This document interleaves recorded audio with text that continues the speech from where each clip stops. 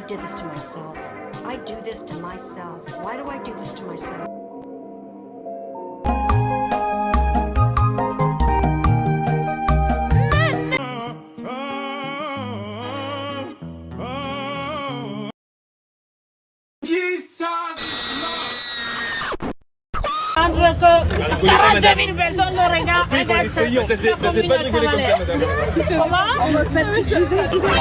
You're welcome. You're welcome. You got a client in me. You see how she doesn't braid too tightly? How she doesn't have to use a tub of gel on her scalp to part her hair? Doesn't have to cry and use aspirin after braiding?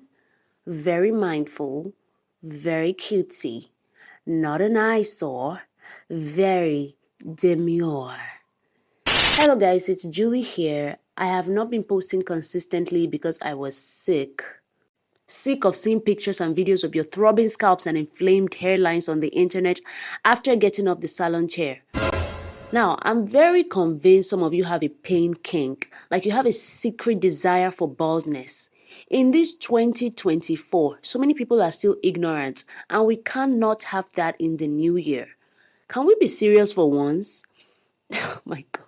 I saw this video on Twitter that a guy had posted, and even the men were like, yo, what the hell? Is she good? Why would she let the hairstylist do this to her? What's going on here? And mind you, men hardly notice hairstyles like that enough to know which is tight and which isn't. So when I was seeing them saying, this girl will not be able to lie down this night, I said, oh, that must mean her brain matter is seeping out through her pores. And on a closer inspection, I said, yeah, that's definitely brain slime. You know, this braid was so tight, I actually thought it was a braided wig at first. I thought it was a super melted HD lace with very translucent foundation. And I'm still low-key hoping it is, because there is no way you sat there while this stylist desecrated your scalp like the unholy grounds of Sodom and Gomorrah, and you have the nerve to be posing for pictures after. No way. Like, seriously, how does she have the nerves for this? Can she feel her face? This style would have sent me straight to the hospital.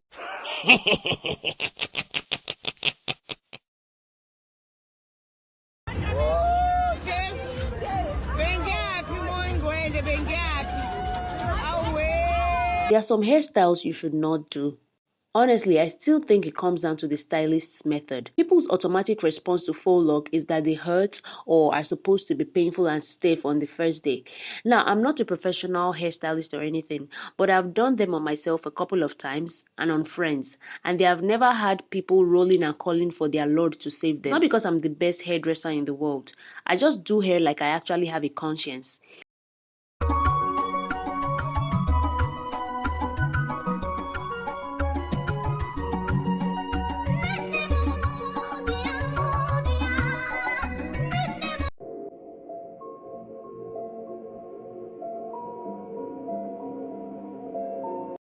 If you value human life and property, you wouldn't be grabbing someone's skull like this when gripping hair.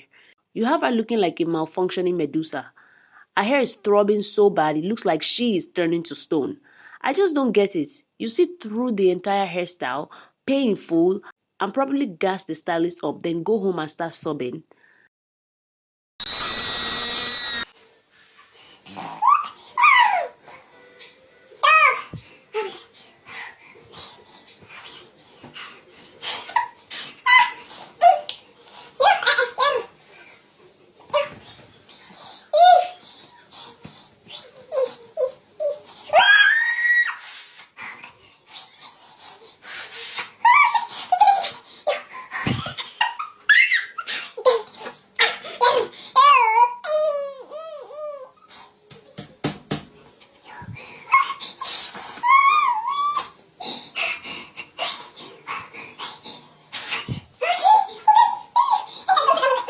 Do stylists pull you behind the counter and shoot your kneecaps if you tell them to reduce the tightness of their grip?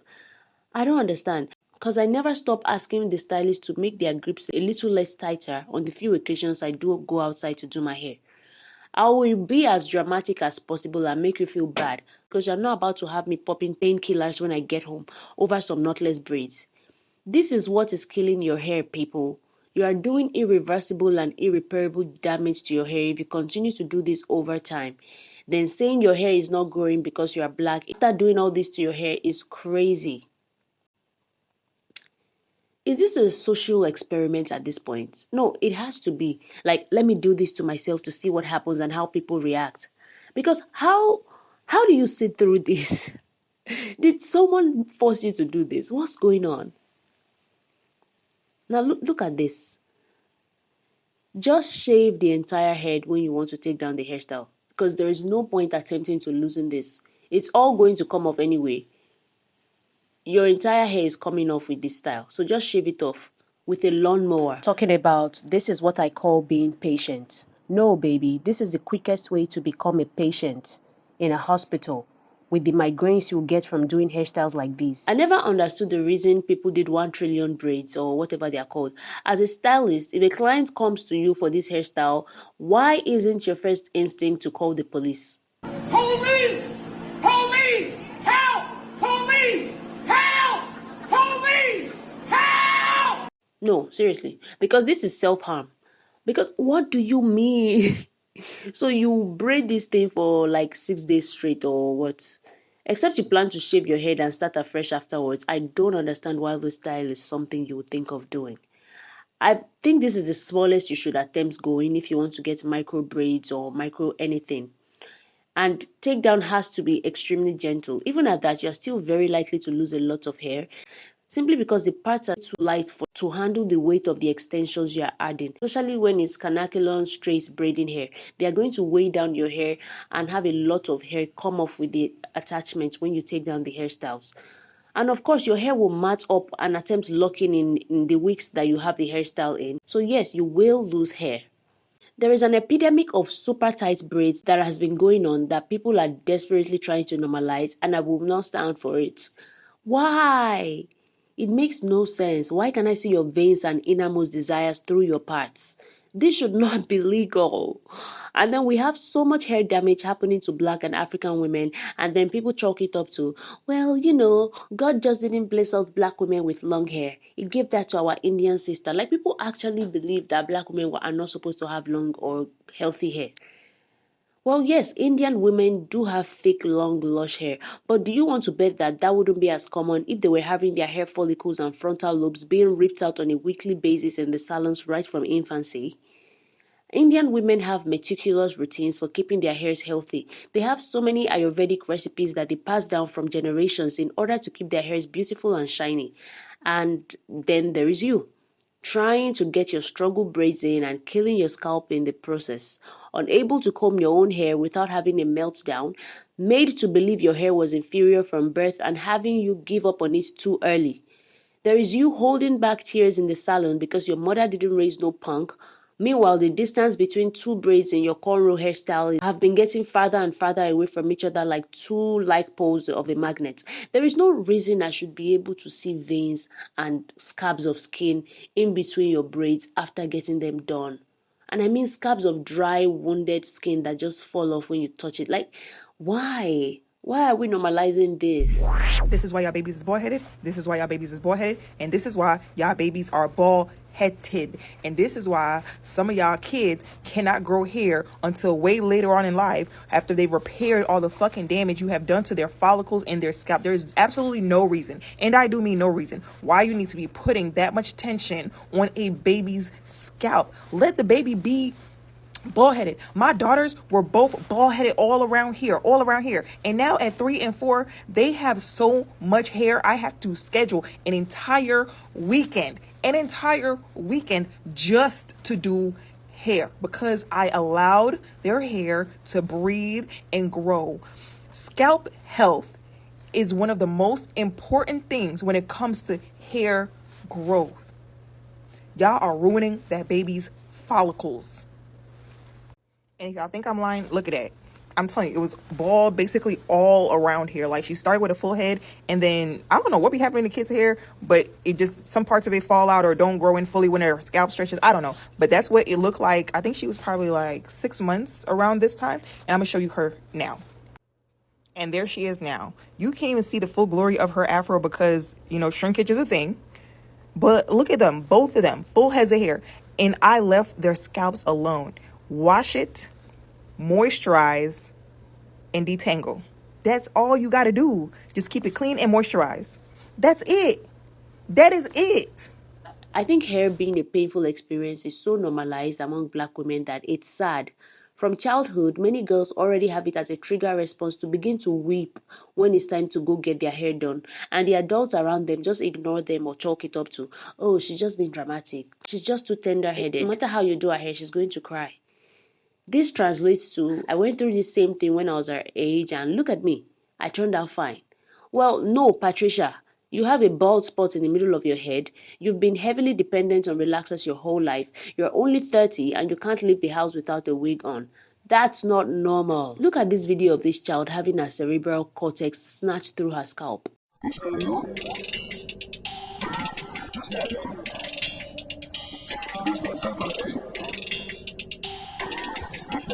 Why are so many Black mothers desperate to prove to the world that their child isn't bald? Because that's what it is. I've literally heard Black people say they want to get pregnant with a non-Black person just so their child can have hair. First of all, that's a sad and pathetic reason to have a child in the first place. Secondly, if you start ripping out your mixed child's hair from infancy with these tight braids, chances are she won't have much hair left. But I have a feeling you won't. All that struggle to tame and style hair that is not yet visible on a child's scalp is only reserved for Black girls with more coarse hair.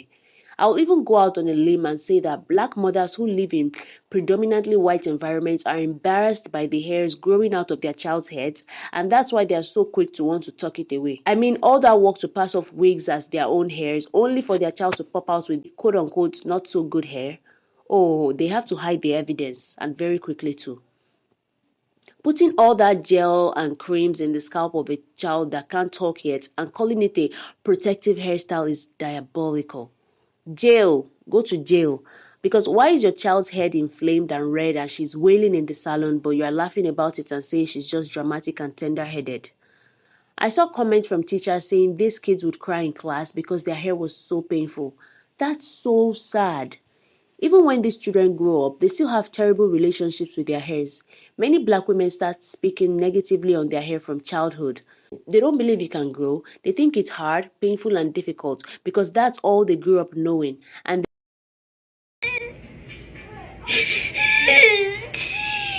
It hurt.